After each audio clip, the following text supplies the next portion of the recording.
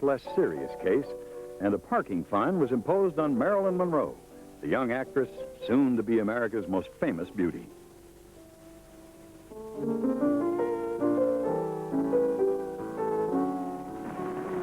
I think Judge Griffith was right in penalizing me. I don't really believe in ignoring traffic citations. When Dimaggio started dating Monroe in 1952, it seemed like a match made in heaven. Our greatest ball player and Hollywood's sexiest star. Marilyn had made more than a dozen movies by this time, mostly in roles that showed off her gorgeous blonde looks. Like Dimaggio, Marilyn had been married once before as a teenager.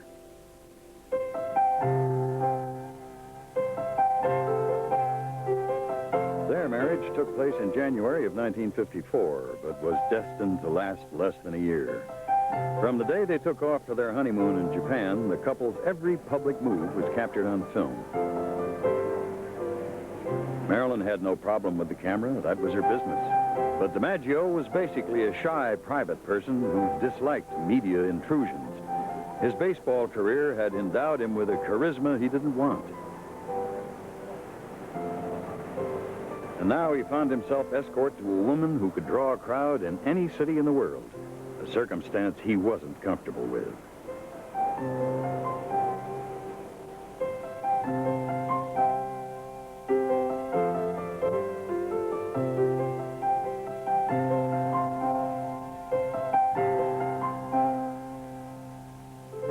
She went overseas to entertain the troops one year with Bob Hope, I think.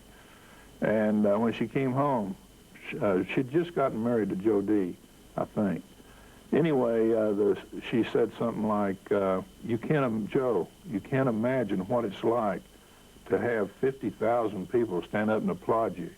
And Joe said, yes, I can. Marilyn did know how to take the chill off a Korean winter for the soldiers and Marines stationed there. And when she sang Diamonds Are a Girl's Best Friend, the troops knew she wasn't talking about baseball diamonds.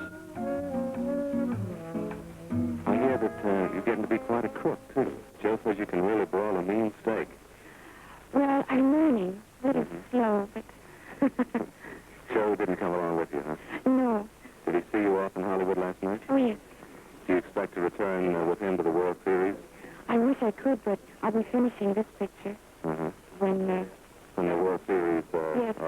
I've never seen the World Series, and I would love to, but we just can't seem to fit the schedule together. Well, you brought your hairdresser and your drama coach and 4 men from 20th Century Fox.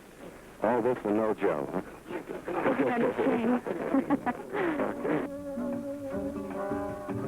Dimaggio disliked seeing Marilyn in movie roles with overt sexual themes. He was even ill at ease during the filming of The 7-Year Itch, Billy Wilder's innocent comedy starring Marilyn and Tom Ewell. Even if he did not begrudge his wife her career, he had a low opinion of the entertainment industry. He worried that Marilyn was being exploited by it.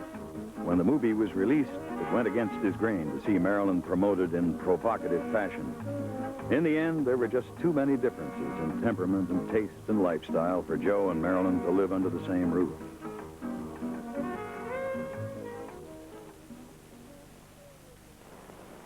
Miss Marilyn Monroe and Joe Dimaggio are presently having differences which they have brought about a separation. Miss Monroe has decided to file an action for divorce in Southern California, and it will be on the usual and ordinary grounds of mental cruelty. There will be no property or financial disputes between these parties.